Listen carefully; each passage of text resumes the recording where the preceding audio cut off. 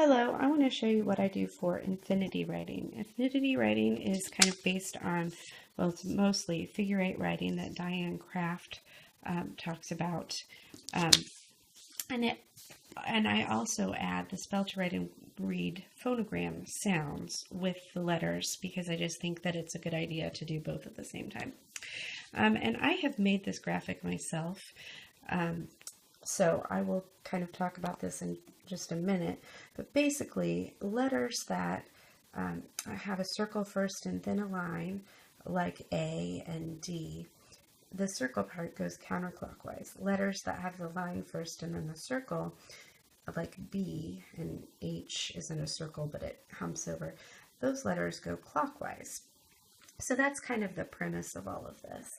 I have also two other handouts that I like to use. This one just shows where the letters are going to be placed on the graphic. And then this one shows the order in which to write the letter. So here you do the circle first and then the line. So I think that that's a really handy reference, but eventually you will not really need to use that. So first I'm going to show you just what an advanced learner will do. The first thing is we're going to make either a sideways 8 or an infinity sign like that. And again, we're going to go counterclockwise and then clockwise. So we're going to go 1, 2, 3. Okay. So now I'm going to make an A, and I'm going to do it like this. I'm going to say the sounds of A, which are a, ah. I'm going to go over counterclockwise, a, ah. All right. And if you're just starting out, that's plenty to do. But if you are not, if you've been practicing for a while, best practice is to go ahead and write that same letter on a handwriting paper, just like that.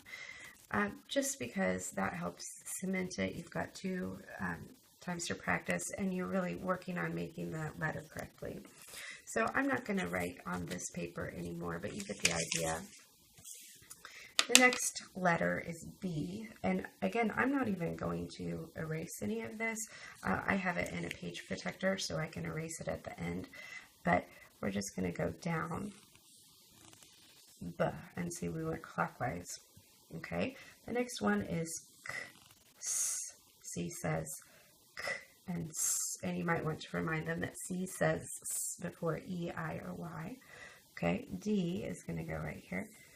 D. Okay, E, I want you to go around like this, and then around E. Okay, F is different. I want you to see how I did F. So we're going to curve around counterclockwise.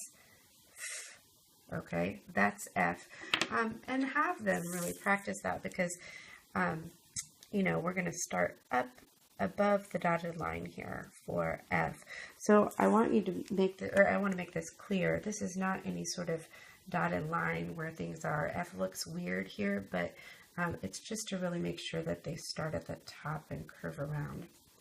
Okay, and then G is G, J, and the rule is G says J before E, I, or Y. All right, H is the next one. And again, every time, do this 3 times, then do the letter, and put it on the paper if you can.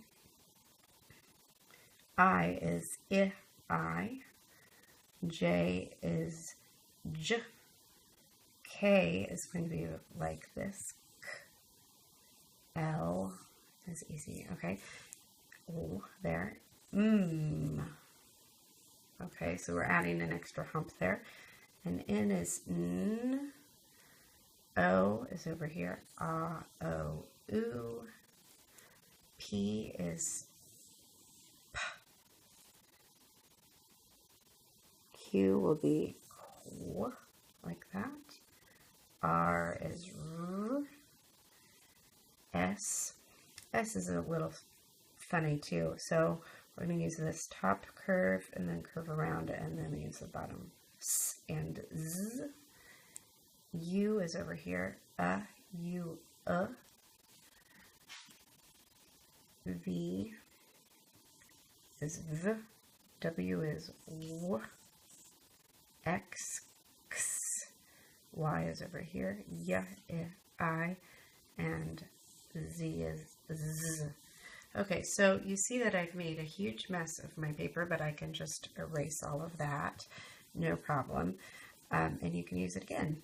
It really should not take very long to do all of this with a learner who has been practicing for a while. And I wanted to show you one more thing. So for preschoolers, I made kind of a modified version of this, and it is not pretty at all. Here's my poster board. See that?